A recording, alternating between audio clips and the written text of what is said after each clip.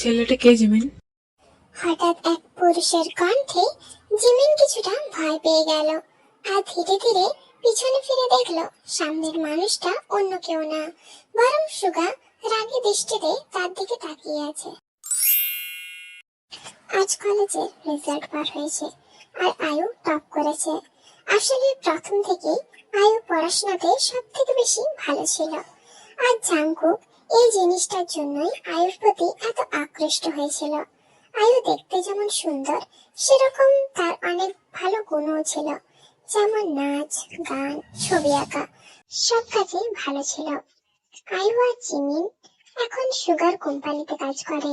জেনিও কায়ের কোম্পানিতে জয়েন করেছে।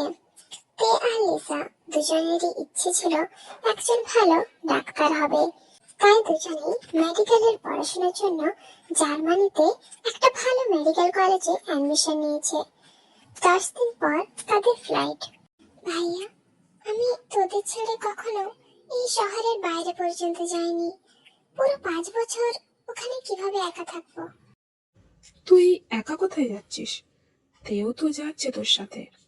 দুজনে তো একই মেডিকেল কলেজে অ্যাডমিশন নিয়েছিস, আর একই বাড়িতেও তোর একসাথে থাকবি।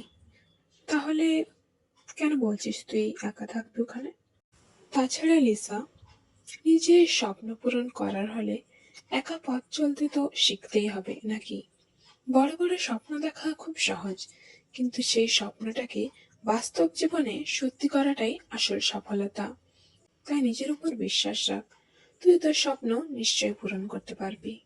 এখন সবাই তোকে জাংকুকের বা সুগার বোন হিসেবে চেনে, কিন্তু কিছু বছর পর যখন তুই একজন ডক্টর হয়ে এখানে আসবি, তখন আমাদের সবাই ডক্টর লিসার বড় ভাই হিসেবে চিনবে। আর সত্যি বলতে তখন আমরা খুব গর্ববোধ করব। চিন্তা করিস না বোন, তোর সমস্ত সিদ্ধান্তে আমরা তোর পাশে আছি। তাই তুই শুধু নিজের স্বপ্ন পূরণের দিকে মনোযোগ দে। বাকি তোকে আর কোনো কিছু নিয়ে ভাবার প্রয়োজন নেই। আর তাছাড়া তে তো আছে তোর সাথে, চিন্তা করিস না, সব ঠিক হয়ে যাবে। থ্যাংক ইউ ভাইয়া, তোরা থাকতে আমার কোনো সমস্যা হবে না আমি জানি। হ্যাঁ, তে তো আছে আমার সাথে। আমরা দুজনে দুজনের খুব ভালোভাবে খেয়াল রাখবো। জিন, কি হলো তোমার? তুমি কান্না কেন করছো? আরে, আমাদের মেয়েটা দেখতে দেখতে কত বড় হয়ে গেল, তাই না? 10 দিন পর আমাদের মেয়ে পুরো 5 বছরের জন্য আমাদের ছেড়ে বিদেশ চলে যাবে। কিভাবে থাকবো আমি আমাদের মেয়েকে ছাড়া? আমি তোমার এই কষ্ট খুব ভালোভাবে বুঝতে পারছি জিন, কিন্তু এটা তো একদিন হওয়ারই ছিল, তাই না? আর তাছাড়া আমাদের দের তো ছোটবেলা থেকে স্বপ্ন ছিল একজন ভালো ডাক্তার হবে। আজ আমাদের মেয়ে তার সেই স্বপ্ন পূরণের রাস্তাতে পথ চলা শুরু করতে যাচ্ছে। এই সময় আমাদের উচিত ওকে উৎসাহ দেওয়া আর ওর পাশে থাকা। হ্যাঁ, তুমি ঠিকই বলেছো। আচ্ছা, তে কোথায়? কায়া আর জেনি ওকে নিয়ে শপিং এ গেছে। ঠিক আছে, তুমি কাইকে কল করে বলবে জেনিকেও যেন এখানে নিয়ে আসে। আর আজ রাতে যেন যিশুও এখানে চলে আসে। আজ আমি দের পছন্দের সব খাবার রান্না করব। আর হ্যাঁ, কাল দের বন্ধুদের আর জাংকুক সুগাকেও আসতে বলো। আর হ্যাঁ, আয়ু আর জিমিনকে বলবে রোজিকেও যেন নিয়ে আসে। আর কাইকে বলবে সুবিনকেও যেন নিয়ে আসে। কাল সবাই একসাথে সময় কাটাবো। আসলে সুবিন হলো কায়ের বেস্ট ফ্রেন্ড, আর সুবিন অনেক বছর ধরে ফিল্ম ইন্ডাস্ট্রিতে কাজ করছে। খুব ভালো একটা ছেলে ও। ওর মা বাবা নেই। জিন আর আরএম সুবিনকে নিজের ছেলের মতোই ভালোবাসে। আজ সবাই তেদের বাড়িতে এসেছে। সবাই খুব আনন্দ করছে সারাদিন। জিন আর আরএমের জোড়াজুড়িতে আজ রাতে সবাই তেদের বাড়িতেই থেকে যায়। তেদের বাড়িটি ছিল অনেক বড়, তাই তাদের থাকতে কোনো সমস্যা হয়নি। যিশু আর রোজি একসাথে থাকে, সেরকম আইউ, জিমিন আর লিসাকে এক রুমে থাকতে দেওয়া হয়। জাংকুক আর সুগা একই সাথে থাকে। সুবিন কায়ের সাথে আর জেনি তের সাথে থাকে।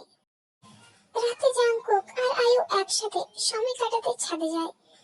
লিসা জল আনতে রান্নাঘরে যাওয়ার জন্য সিঁড়ি দিয়ে নিচে নামতে যাবে, সেই সময় কেউ একজন লিসার হাত ধরে একটা রুমে নিয়ে যায়। লিসা কিন্তু ভালোভাবে বুঝতে পারলো মানুষটাকে। আপনি আপনি আমাকে এখানে কেন এনেছেন? কেন আবার প্রেম করবো তোমার সাথে?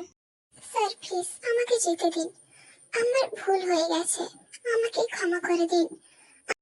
কিন্তু তোমার তো আমার সাথে প্রেম করার ইচ্ছে ছিল।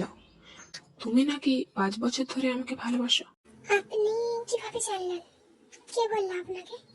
আপনি না, তুমি বলো। আর স্যার না, যে হোক, শুধু যে হোক। আর হ্যাঁ, কি যেন বললে, কে বলেছে সেটা না হয় পরে কখনো বলবো। এখন বলো, তুমি কি সত্যি আমাকে পছন্দ করো? না, আমি আপনাকে পছন্দ করি না। এটা শুনে জিহব লিসাকে ছেড়ে দেয়। লিসা বুঝতে পারলো তার এই উত্তরে জিহব খুব কষ্ট পেয়েছে। জিহব সেখান থেকে চলে আসতে নিলে লিসা জিহবকে পিছন দিয়ে জড়িয়ে ধরে বলে ওঠে, আমি আপনাকে শুধু পছন্দ করি না স্যার, বরং আপনাকে ভালোবাসি, খুব বেশি ভালোবাসি। এটা শুনে জিহব খুশিতে কান্না করে দেয়। আসলে 6 বছর আগে জাংকুকের বাড়িতে গিয়েছিল জিহব। সেখানে লিসাকে প্রথম দেখে তার প্রেমে পড়ে গিয়েছিল। কিন্তু লিসা তখন একটু ছোট ছিল আর বন্ধুর বোন বলে কিছু বলতে পারেনি জিহব সেদিন। আজ সে তার সে 6 বছর ধরে ভালোবেসে আসা মানুষটার মুখ থেকে ভালোবাসার কথাটা শুনে নিজের চোখের জল আর যেন আটকে রাখতে পারলো না। তাই লিসাকে জড়িয়ে ধরে কান্না করতে লাগলো। সেজন্য এক পরম সুখ। চলো দেখি জাংকুক আর আয়ু কি কথা বলছে। আয়ু, তোমাকে আমার একটা কথা বলার আছে। হ্যাঁ বলো, আমি শুনছি। আসলে অফিসের একটা বড় প্রজেক্ট আছে। সুগার এখানে কিছু কাজ আছে, তাই আমাকে 3 মাসের জন্য বিদেশে যেতে হবে। 3 মাস?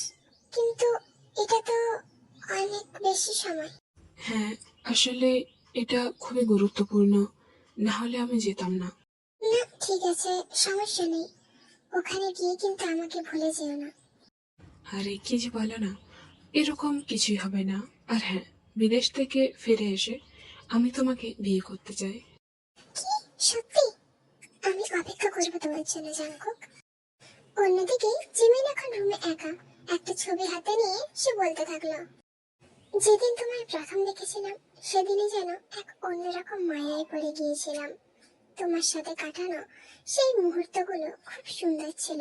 আমি জানি তুমিও আমাকে খুব বেশি ভালোবাসো, কিন্তু আমার যে খুব ভয় হয় যদি নিজের মনের কথাটা বলে দিই, তারপর তোমায় হারিয়ে ফেলি। এগুলো সব সুগা দরজার বাইরে দাঁড়িয়ে শুনতে পায়। আসলে সুগা লিসার সাথে কিছু কথা বলতে এসেছিল, আর এগুলো শুনে সুগা রেগে যায়। ছেলেটা কে জিমিন? হঠাৎ এক পুরুষের কণ্ঠে জিমিন কিছুটা ভয় পেয়ে গেল আর ধীরে ধীরে পিছনে ফিরে দেখলো সামনের মানুষটা অন্য কেউ না, বরং সুগা রাগী দৃষ্টিতে তার দিকে তাকিয়ে আছে। আমি আপনাকে কেন বলবো? এবার সুগা আস্তে আস্তে জিমিনের দিকে এগোতে থাকে আর জিমিনের এক পা করে পিছনে পিছুতে থাকে। সুগা জিমিনের হাত থেকে ছবিটা নিয়ে সেদিকে তাকাতেই তার যেন সব রাগ নিমেষে শেষ হয়ে গেল, কারণ জিমিনের হাতে ছবিটা তারই ছিল। তার মানে জিমিন, তুমিও আমাকে ভালোবাসো? সত্যি? আমার তো বিশ্বাসই হচ্ছে না। হ্যাঁ, আমিও তোমাকে অনেক বেশি ভালোবাসি সুগা। জিমিন, তুমি কি আমাকে বিয়ে করবে? না, কখনোই না। আমি আপনার মেয়েকে অনেক সুখে রাখবো আন্টি, ওকে কোনো কষ্ট পেতে দেব না। না, আমি আমার মেয়ের বিয়ে তোমার সাথে কখনোই দেব না।